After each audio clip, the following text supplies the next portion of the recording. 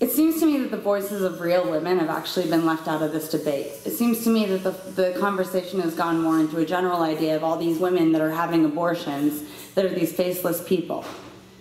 When in fact the reality is women having abortions are everyone around us. They're our mothers, our sisters, our daughters, our friends, our colleagues.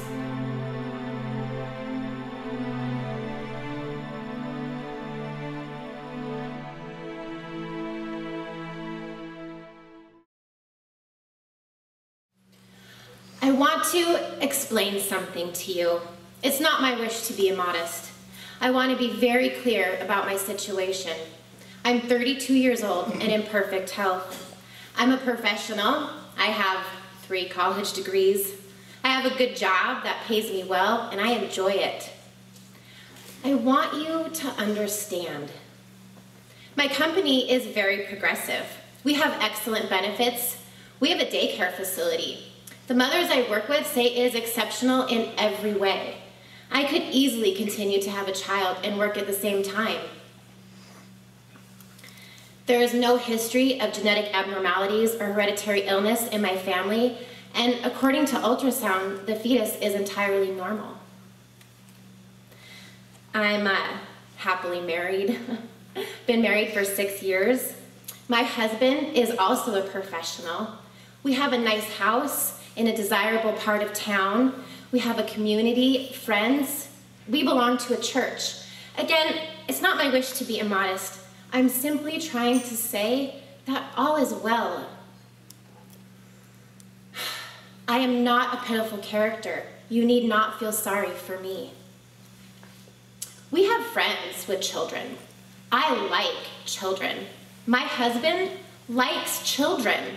We take them places on special outings like to the zoo, and they are a pleasure to be with. It's not a sacrifice on our part to spend time with them. It's a gift, and we think that they're a blessing.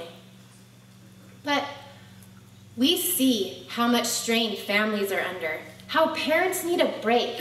Where I come from, there's not so much stress. Families help out. There are aunties and grandmothers and neighbors, and here, parents are alone. We get a lot of pressure to have children, well-meaning pressure from our families back home and others in the community. In their minds, it's the next step. Even our pastor has asked us about it. To them, it's just God's plan. I never tell anyone. I don't want kids.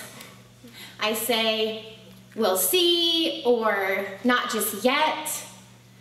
Soon, I imagine that they'll think that I can't, and that the questions will end. My husband doesn't want children. He had a vasectomy when we got married. That's how certain we were. Apparently, they heal sometimes. Yep. Usually right away if it's gonna happen. Maybe we've just been lucky. There is no way to know. I can't even think about the look on his face when I told him. You can imagine what he must have been thinking. It's the worst thing that's ever happened to us. It's the only night that we ever voluntarily slept apart. I understand why, and it's a logical conclusion, and I try not to be hurt about it, but I just feel so degraded. I prayed, and in the end, I knew what to do. I asked him to go see his doctor. His doctor said the chances of this happening are less than 2 in 1,000. I thought it would be less than that. The end of this story is he will be having another vasectomy. My doctor, a woman who I've been seeing for 9 years, said she wouldn't help me.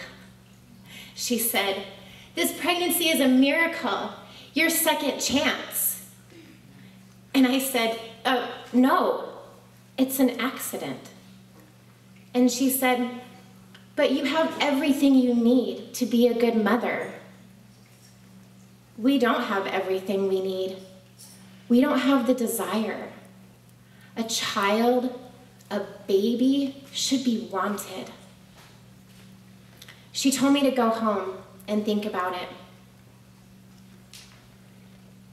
Tomorrow, I'll go to Blue Mountain Clinic and I will pray.